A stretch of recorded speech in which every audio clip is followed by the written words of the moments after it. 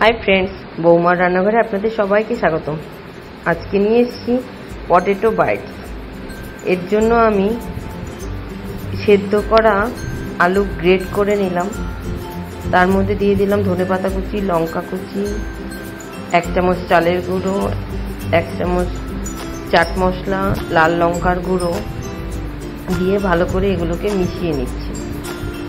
লাল লঙ্কার গুঁড়োটা যদি ইচ্ছা হয় বাচ্চাদের জন্য হয় তাহলে এটা স্কিপও করা যেতে পারে। তারপর হাতের সাহায্যে ভালো করে আমি মাখিয়ে নিলাম। তারপর এভাবে করে হাতের সাহায্যে আলুটিকে মাখার পরে ছোট ছোট এরকমভাবে বল বানিয়ে নেব। হাতে একটু তেল লাগিয়ে নেব, তাহলে বলগুলো তৈরি করতে সুবিধা হবে।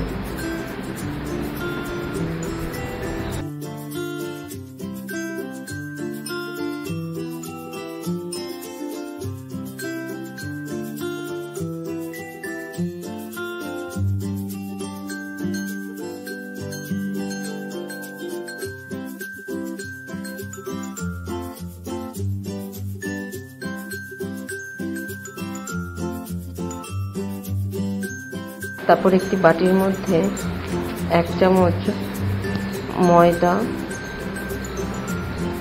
নিয়ে নেব,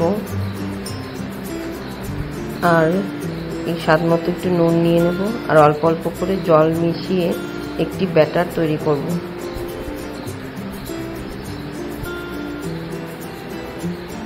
এরকম গাঢ় একটি ব্যাটার তৈরি করলাম।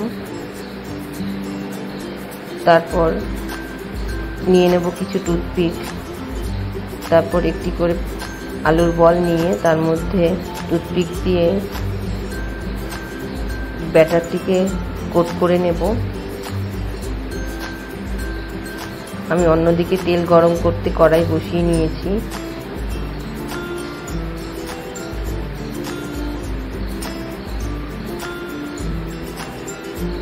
তারপর তেলের মধ্যে এগুলোকে মিডিয়াম টু লো হিটে দিয়ে ভালো করে ভেজে নেব।